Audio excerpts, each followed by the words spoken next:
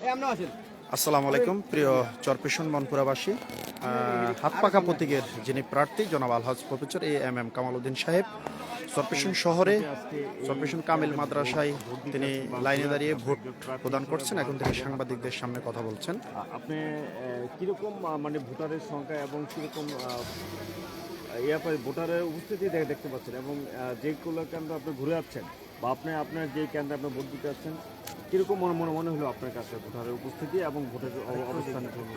আলহামদুলিল্লাহ, আমি সকাল থেকে তো কয়েকটা কেন্দ্রে গেছি, ভোটারের উপস্থিতি ভালোই মনে হচ্ছে। দীর্ঘদিন পরে ভোটাররা ভোট দিতে পারছে, এটা একটা মনে তো সকলের মধ্যে একটা উৎসবের মতো কাজ করতেছে। কিন্তু পরিস্থিতি কি হয় এটা শেষ পর্যন্ত না গেলে তা বলা যাবে না। আমরা এখন শুরু করছি কেবল। আমি ভোট এই কেন্দ্রে দিয়েছি, 5 নম্বর ওয়ার্ডে আমি ভোটার, আলিয়া মাদ্রাসার কেন্দ্রে।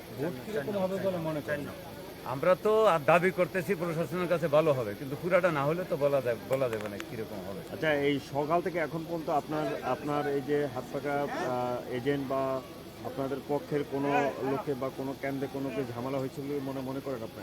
টুকটাক একটু ঝামেলা হয়েছে এজেন্ট নিয়ে, এটা ইতিমধ্যে আবার আমি ফোন দিচ্ছি, তা ঠিক হয়ে গেছে, ইতিমধ্যে ঠিক হয়েছে। ধন্যবাদ। আল্লাহ। জি, আপনারা দেখলেন যে মাননীয় সংসদ সদস্য প্রার্থী যিনি হাতপাকার প্রতীকের যিনি প্রার্থী, তিনি এইমাত্র ভোট শেষ করে তিনি বের হলেন কেন্দ্র থেকে এবং তিনি এই ভোট শেষে সাংবাদিকদের সামনে কথা বললেন। তিনি এই মুহূর্তে রয়েছেন চরপেশন আলিয়া মাদ্রাসার একবারে এই কেন্দ্রে। তিনি ভোট শেষে এখন বিভিন্ন কেন্দ্র তিনি পরিদর্শন করছেন, আর সাথে আছেন তার সুযোগ্য কন্যা মারিয়া কামাল। আপনারা সবাই কেন্দ্রে চলে আসুন এবং হাত পাকায় ভোট দেন।